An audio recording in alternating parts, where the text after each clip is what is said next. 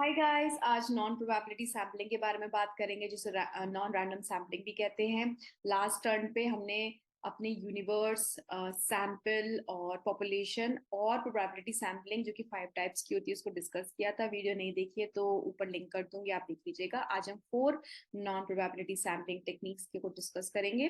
सबसे पहले non random sampling क्या होती है? नॉन रैंडम सैम्पलिंग वो होती है जहाँ पे यूनिवर्स या पॉपुलेशन की किसी भी यूनिट के पास इक्वल चांस नहीं होता सिलेक्ट होने का। इसका मतलब ये है कि आप रैंडमली चूज नहीं करोगे, आप अपना कोई क्राइटेरिया या अपनी सहूलियत, जिसको हम कन्वीनियंस भी कहते हैं, उसके हिसाब से अपना सैंपल चूज करते हो। वहां पे क्या था रैंडम में कि आपके पास फॉर एग्जाम्पल 1 से 10 बच्चे खड़े हैं, आपको रिसर्च करनी है, आपको 5 चूज करने हैं, तो आप कोई भी 5 रैंडमली उठा लोगे बिना कुछ भी क्राइटेरिया लगाए। यहाँ पे आप क्राइटेरिया लगाते हो, तो यहाँ पे हमको उसको कहते हैं नॉन रैंडम सैम्पलिंग। तो सबसे पहली जो तरह की नॉन रैंडम सैम्पलिंग है वो है कन्वीनियंस। कन्वीनियंस मतलब सहूलियत, इजीएस्ट, जहाँ आपका क्या बचे, कॉस्ट और टाइम। मैंने लास्ट टर्न पे भी एक एग्जाम्पल दिया था उत्तर प्रदेश का। उत्तर प्रदेश में फॉर एग्जाम्पल हमें ये स्टडी करनी कि कितने लोग पेप्सी या कोई भी सॉफ्ट ड्रिंक कंज्यूम करते हैं। अब उत्तर प्रदेश में तो 64 सिटीज हैं, तो आप कैसे करोगे? तो मैं क्या करूंगी, फॉर एग्जाम्पल मैं आगरा में रह रही हूँ, आगरा के पास जो भी पास की सिटीज है, जैसे मुझे 5 सिटीज से डेटा कलेक्ट करना है, तो मैं आगरा को इंक्लूड करके 4 और सिटीज जो कि मेरे बहुत करीब है और अच्छी सिटीज हैं, वहां से मैं अपना डेटा कलेक्ट कर लूंगी। तो मैंने अपना डेटा कैसे कलेक्ट किया? अपनी सहूलियत, अपनी कन्वीनियंस के हिसाब से। अब आप ये देखो कि इसने भी जैसे ये इंसान है, रिसर्चर है, इसके पास जो भी पास में जो इसके पास लोग खड़े वहां से उसने डेटा कलेक्ट कर लिया, यहाँ नहीं गया, इधर नहीं गया, इधर इन वाले के पास भी नहीं आया। क्यों? क्योंकि यहाँ से बहुत दूरी है। दूरी यही है कि जैसे ये अगर बंदा आगरा में बैठा है तो ये आसपास की सिटीज से अपना डेटा कलेक्ट कर लेगा, बल्कि इस इन वाले जो भी सिटीज है उस पे नहीं जाएगा। तो जो आपकी कन्वीनियंस है, जो आपकी सहूलियत है, आप उसमें कन्वीनियंस अपना डेटा कलेक्ट। नेक्स्ट है हमारा पर्पसिव सैम्पलिंग। पर्पसिव सैम्पलिंग को जजमेंट सैम्पलिंग भी कहते हैं, इसलिए आप लोग कंफ्यूज मत होइएगा। जजमेंट क्या होता है कि अपने एक पर्पस से अपना सैंपल चूज करना। फॉर एग्जाम्पल मुझे ये देखना है कि दिल्ली में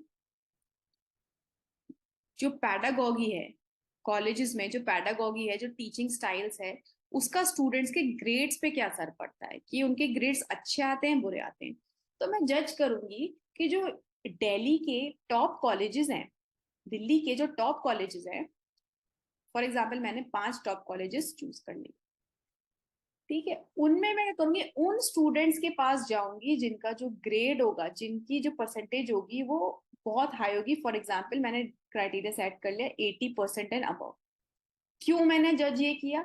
जो बच्चे अच्छे मार्क्स लाए हैं उनका जो लेवल होगा आंसर करने का पेडागोगी के बारे में बहुत अच्छा होगा, वो टैलेंटेड बच्चे होंगे। अगर मैं उनसे जाके पूछूंगी कि आपकी पेडागोगी क्या है, आपको कैसे टीचर पढ़ाते हैं, किस तरीके से आपको ऑनलाइन तरीके से पढ़ाया जाता है, टीचिंग एड्स यूज किए जाते हैं नहीं, तो वो अच्छे से उसके बारे में बता पाएंगे। तो मैंने जजमेंट कर लिया, मैंने एक पर्पस बना लिया कि नहीं, जो बच्चे टॉप आए हैं, जिनके 80% से ऊपर है, उनसे मैं क्वेश्चंस पूछूंगी, तो वो अच्छे से मुझे आंसर दे पाएंगे और मैं अपना रिसर्च क्वेश्चन भी आंसर कर पाऊंगी। मेरी रिसर्च अच्छी होगी, तो उसे हम कहते हैं जजमेंट और पर्पसिव सैम्पलिंग, जहां पे आप अपने दिमाग से अपने जज करके आप अपना सैंपल चूज करते हो, रैंडमली चूज नहीं करते, इसलिए इसको हम क्या कहते हैं, नॉन रैंडम सैम्पलिंग। नेक्स्ट हम पढ़ेंगे स्नोबॉल सैम्पलिंग के बारे में। इसमें मैं अपना खुद का एग्जांपल दूंगी। व्हेन आई वाज कलेक्टिंग, जब मैं अपना डेटा कलेक्ट कर रही थी रिसर्च का, तो उस टाइम कोविड चल रहा था और मुझे दिल्ली के आईटी एम्प्लॉय से डेटा कलेक्ट करना था। तो मैं I was not able to collect the data, मतलब पर्सनली जा जाके उनसे कलेक्ट नहीं कर पा रही थी बिकॉज ऑफ कोविड रिस्ट्रिक्शंस, मैं दिल्ली नहीं जा पाई। तो मैंने स्नोबॉल सैम्पलिंग सोचा कि मैं स्नोबॉल सैम्पलिंग यूज करती हूँ। उसमें मैंने क्या किया, जैसे फॉर एग्जाम्पल मैंने अपना जो क्वेश्चनेयर था, जो मैंने अपना डेटा कलेक्ट किया था, वो गूगल फॉर्म से किया था। गूगल फॉर्म्स आपके सिलेबस में है, आईसीटी का पार्ट है, जिसकी वीडियो मैं ऑलरेडी बना चुकी हूँ, वो भी कुछ दिन में आ जाएगी। तो गूगल फॉर्म्स मैंने भेजे मैनेजर को, बहुत सारे मैनेजर्स को भेजे। अब उनका क्या कनेक्शन होता है अपने जूनियर से, तो जैसे एक मैनेजर ने फॉर एग्जाम्पल 10 एम्प्लॉयज को भेजा, 10 ने और आगे फॉरवर्ड किया, 50 को भेजा, 50 ने 100 को भेजा, इस तरीके से आपका डेटा कलेक्ट होता जाता है। तो उसको स्नोबॉल इसलिए कहते हैं, जैसे कि जब भी कोई भी एक बर्फ का गोला होता है तो जब वो जैसे नीचे की तरफ जाता है ना, तो वो बढ़ता जाता है। जैसे पहले छोटा होता है, फिर वो बड़ा होता है और बर्फ आती है, फिर बड़ा गोला होता जाता है। इस तरीके से गोला जो होता है बड़ा होता जाता है। तो जिस तरीके से आपका स्नो बॉल में गोला बड़ा होता जाता है, उसी तरीके से आपकी जो डेटा कलेक्शन है वो भी बढ़ता जाता है। जैसे कि एक एक मैनेजर ने 10 एम्प्लॉयज को भेजा, उन्होंने 50 एम्प्लॉयज को भेजा, उन्होंने और आगे 100 एम्प्लॉयज को भेजा। तो इस तरीके से डेटा आपका कलेक्ट होता है in case of non random sampling, जो कि आपकी कौन सी है, स्नोबॉल सैम्पलिंग। लास्ट सैम्पलिंग है हमारी कोटा सैम्पलिंग। कोटा सैम्पलिंग में हम क्या करते हैं, हम अपने कोटास डिसाइड करते हैं। अब जैसे एक एग्जाम्पल लेते हैं, मुझे फाइंड आउट करना है कि दिल्ली में कितने स्टूडेंट्स हैं जो कि फीमेल हैं और मेल हैं, जो कि जिनके 80% से मार्क्स ज्यादा है। अब मैं मुझे डेटा कलेक्ट करना है, तो मैं यहाँ क्या करूंगी, यहाँ पे मैं अपना जब कोटा सैम्पलिंग यूज करी, मतलब नॉन रैंडम सैम्पलिंग यूज करी, तो यहाँ पे मैं कोटा फिक्स करूंगी। पहले मैं फाइंड आउट करूंगी कि दिल्ली यूनिवर्सिटी में टोटल कितने स्टूडेंट्स हैं। फॉर एग्जाम्पल मैंने फाइंड आउट किया 10,000 स्टूडेंट्स हैं, जिसमें 6,000 मेल हैं और 4,000 क्या है, फीमेल्स। तो सैंपल क्या होता है, रिप्रेजेंटेटिव ऑफ पॉपुलेशन होता है, कि जैसे कि अगर आपके 1,000 पॉपुलेशन है और अगर आप उसमें से 10% सैंपल ले रहे हो, 100 सैंपल, तो वो रिप्रेजेंटेटिव होना चाहिए। क्यों? क्योंकि अगर आप इन 100 को छोड़ के अगर 900 पे वो रिजल्ट्स अपने अप्लाई करोगे तो वो सही आने चाहिए। ये होता है नॉन रैंडम सैम्पलिंग में।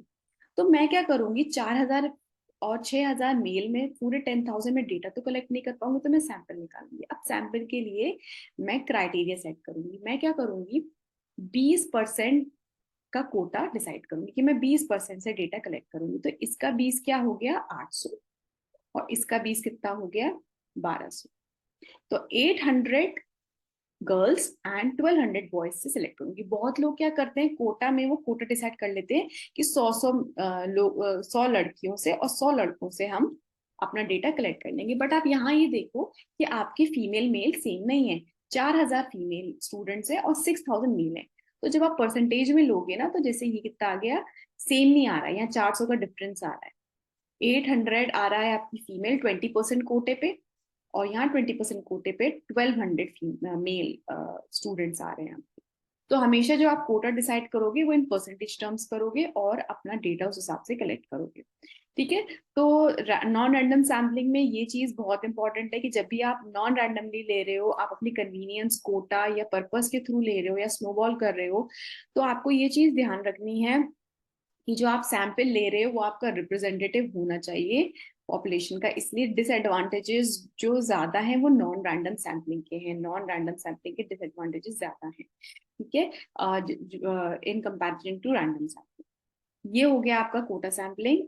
आई hope you have understood it. एक चीज मैं लास्ट में वीडियो में बोलना चाहूंगी कि मैं बहुत, जैसे यहाँ पे एक छोटी सी लाइन लिख देती हूँ आप लोगों के इंट्रोडक्शन के लिए, ताकि आपको समझ में आए कि आप क्या पढ़ोगे। क्योंकि मैं यहाँ ज्यादा कहानी नहीं लिखती, ज्यादा मुझे स्टोरियाँ नहीं लिखती, क्योंकि आपके पास thousands of books, YouTube channels, Google में बहुत डेटा मिल जाएगा, बहुत सी चीजें पढ़ने को मिल जाएगी। मेरा मेन फोकस रहता है प्रैक्टिकल।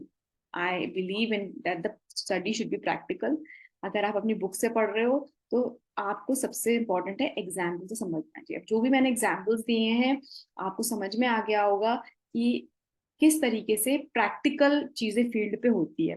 थ्योरेटिकल कोई भी बता देगा, आप बहुत जगह देखोगे बोल देंगे कोटा सिलेक्ट कर लो, फिर उसमें से डेटा कलेक्ट कर लो, बट कैसे कोटा सिलेक्ट करना है, तो ये सब चीजें मैं बिलीव करती हूँ। इसलिए बहुत क्रिस्प और बिल्कुल टू द पॉइंट में बनाने की कोशिश करती हूँ। If you like the content then please let me know. अगर कोई सजेशन हो तो भी बताइएगा। नेक्स्ट वीडियो में मिलते हैं। बाय।